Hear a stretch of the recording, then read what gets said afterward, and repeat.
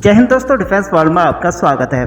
तो दोस्तों, आप में से कई सारे लोगों को पता होगा कि इन दिनों 17 देशों की वायुसेनाएं ऑस्ट्रेलिया में पिच ब्लैक नामक एक्सरसाइज में भाग ले रही हैं। आपको बता दें कि भारतीय वायुसेना भी इसमें शामिल है और यूरोप की कई सारी कंट्रीज से इसमें शामिल है। इसके साथ ही दोस्तों, आपको बता दें कि हमारी एयरफोर्स ने इस एक्सरसाइज के पहले चरण में ही हिस्सा लिया हुआ है और इसमें हमने 4 सुखोई, 2 हरकुलस और एक C-7 लड़ाकू विमान को इसमें भेजा हुआ है। हालांकि दोस्तों, इसको अब तक की सबसे बड़ी एक्सरसाइज माना जा रहा है, जिसको खास करके चीन विरोधी देशों ने आयोजित किया हुआ है। ऐसे में दोस्तों, एक तरह से देखा जाए तो रूस और चीन दो मात्र ऐसे देश है दुनिया में जो कि इस एक्सरसाइज से बाहर है और इस एक्सरसाइज में कोई भी हिस्सा नहीं ले रहे हैं। और इसी के चलते दोस्तों, यहाँ पर बड़ी खबर निकल कर आ रही है कि जो रसिया वोस्टॉक एक्सरसाइज कराता था, अब वो अपनी एक नेवल एक्सरसाइज जापान की सी में कराएगा। यानी कि जापान के पास में जो भी एक डिस्प्यूटेड एरिया है उसके अंदर इस एक्सरसाइज को कराया जाएगा। और भारत को हमेशा से रसिया की तरफ से ये न्योता दिया जाता है इस एक्सरसाइज में शामिल होने का।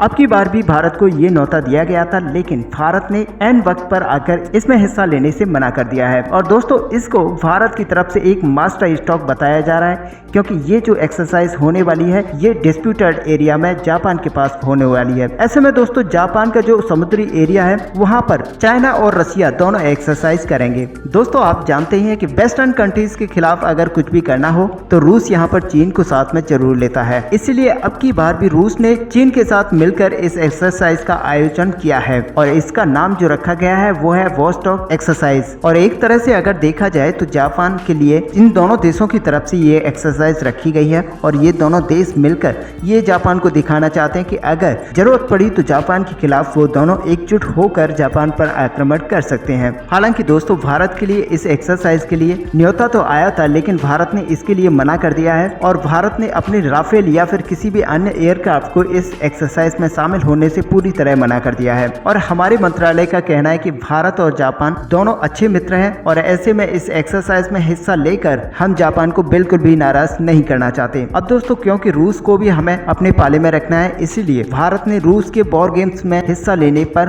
अपनी हाँ कर दी है। साथ ही दोस्तों, भारत की तरफ से रूस और चीन जो इस क्षेत्र में एक नेवल एक्सरसाइज करने वाले हैं उस पर आपत्ति भी जताई है, क्योंकि दोस्तों जापान इस एरिया को अपना हिस्सा मानता है, लेकिन रूस ने जापानी स्टेटमेंट को खारिज करते हुए ये एक्सरसाइज आयोजित करने का आदेश जारी कर दिया है। और दोस्तों, आपको बता दें कि इस जगह पर जो भी आयरलैंड है, हालांकि वहां पर कोई भी रहता नहीं है या फिर कोई भी खनिज पदार्थ नहीं है। ऐसे में पहले इस क्षेत्र पर कोई भी ध्यान नहीं देता था, लेकिन जब से ये विवाद बढ़ना स्टार्ट हुआ है तब से जापान और रसिया के बीच में एक संघर्ष वाली स्थिति बनी हुई है इस आयरलैंड को लेकर। और इसी के चलते यहाँ पर चीन और रसिया दोनों इस आयरलैंड पर अपना दावा करते हैं। और ये जो आयरलैंड है ये जापान की उत्तरी सीमा के नजदीक पड़ता है। और क्योंकि रूस पहले से भी प्रतिबंधों में साथ देने पर जापान से नाराज है, इसलिए चीन और रूस दोनों इस इलाके में मेगा ड्रिल करने वाले हैं ताकि जापान पर एक मानसिक दबाव बनाया जा सके। हालांकि इसमें भारत को भी खींचने की कोशिश की थी, लेकिन भारत ने पूरी तरह मना करते हुए इससे दूरी बना ली है। ऐसे में दोस्तों, भारत के इस बड़े फैसले पर आपका क्या व्यू है? आप अपना व्यू हमें कमेंट में लिखकर बता सकते हैं। साथ ही वीडियो को लाइक और शेयर करना ना भूलें। मिलते हैं नेक्स्ट वीडियो में,